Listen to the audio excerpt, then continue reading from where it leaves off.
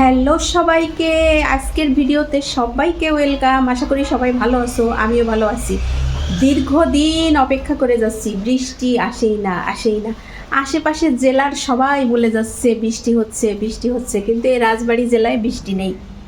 আজকে মনে হচ্ছে বৃষ্টি আসবেই আসবে, এর কোনো মিস নেই। আজকে বৃষ্টির আশাই লাগবে।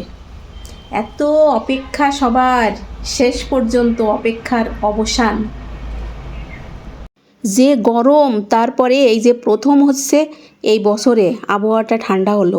আশেপাশের জেলায় শোনা যাচ্ছে যে বৃষ্টি হচ্ছে, কিন্তু রাজবাড়ী জেলা শহরে কোনো বৃষ্টি নেই।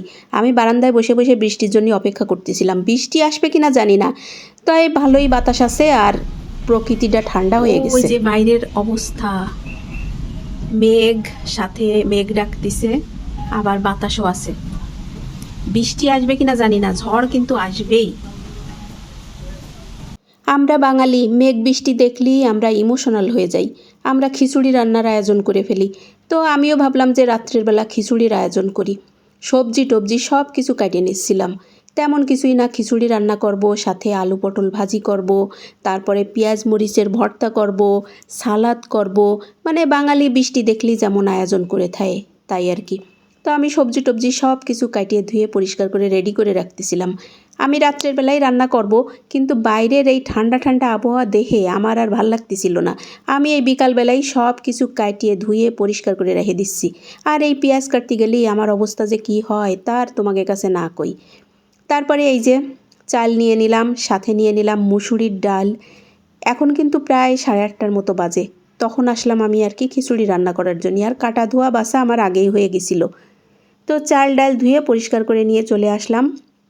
তার মধ্যে দিয়ে দিলাম পেঁয়াজ, কুচনো রসুন, তারপর আদা বাটা, জিরা বাটা, তারপরে পরিমাণ মতো লবণ, হলুদের গুঁড়া, তারপরে দিয়ে দেব হচ্ছে গিয়ে গোটা গরম মশলা, তারপরে দেব টমেটো, তারপরে দেব আলু।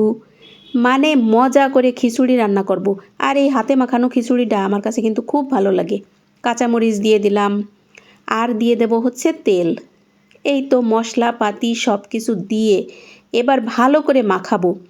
এই হাতে মাখানো খিচুড়িটা আমি কিন্তু খুব ভালো রান্না করি। আর আমার কাছে সবথেকে ভালো লাগে এই হাতে মাখানো খিচুড়িটা। কেন জানি না, এই হাতে মাখানো খিচুড়ির টেস্ট একেবারে অসাধারণ হয়।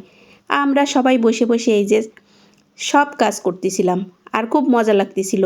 মানে অনেক দিন পরে এই যে ঠান্ডা ঠান্ডা একটা আবহাওয়া। এই যে চুলায় বসায় দিলাম, আর কিছুই করতে হবে না, কিছুক্ষণ পর পর একটু নাড়াচাড়া করে দিলেই আমার খিচুড়ি রান্না হয়ে যাবে। আর এদিকে এই যে শুকনো মরিচ ভেজে নিচ্ছিলাম। খিচুড়ির সাথে শুকনো মরিচ না হলে কি হয় এরকম ঠান্ডা ঠান্ডা একটা আবহাওয়ায়। তো শুকনো মরিচ ভেজে রাখলাম, তারপরে পটল দিয়ে দিলাম। এই তো এবার পটল ভাজা হয়ে গেল। দুই চুলায় একসাথে কিন্তু আমার রান্না হয়ে যাচ্ছিল। এই যে খিচুড়িটা বলক আসার পরে একটু নাড়াচাড়া করে দিলাম, যাতে সব খিচুড়ি সমানভাবে সিদ্ধ হয়ে যায়, মানে চাল ডাল সমানভাবে সিদ্ধ হয়ে যায়।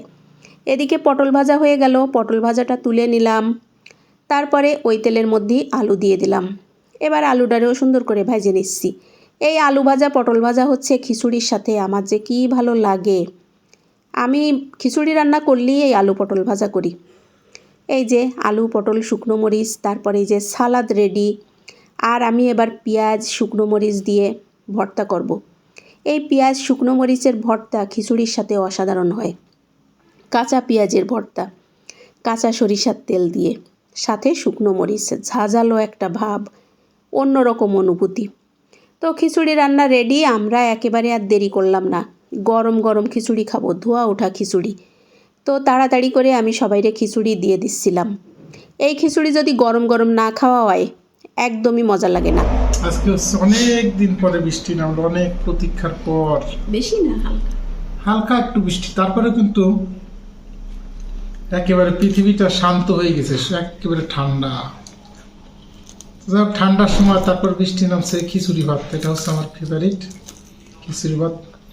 সাথে হচ্ছে আলু চিপস, পটল ভাজি, পেঁয়াজ ভর্তা, পেঁয়াজ ভর্তা, এটা হলো পেঁয়াজ ভর্তা, সালাদ, এটা হচ্ছে সালাদ। এটা একেবারে অসাধারণ আয়োজন। দেখি কেমন হয়েছে, একটু টেস্ট করে দেখি। মানে একেবারে ঠোঁটে লেগে রয়েছে সেই রকম টেস্ট, সেই স্বাদ।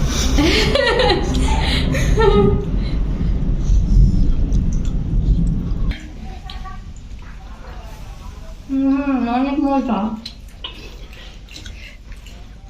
আজকের ভিডিওটা শেষ করে দিচ্ছি, চলে আসবো নতুন ভিডিও নিয়ে কালকে আবার। Tata, bye bye.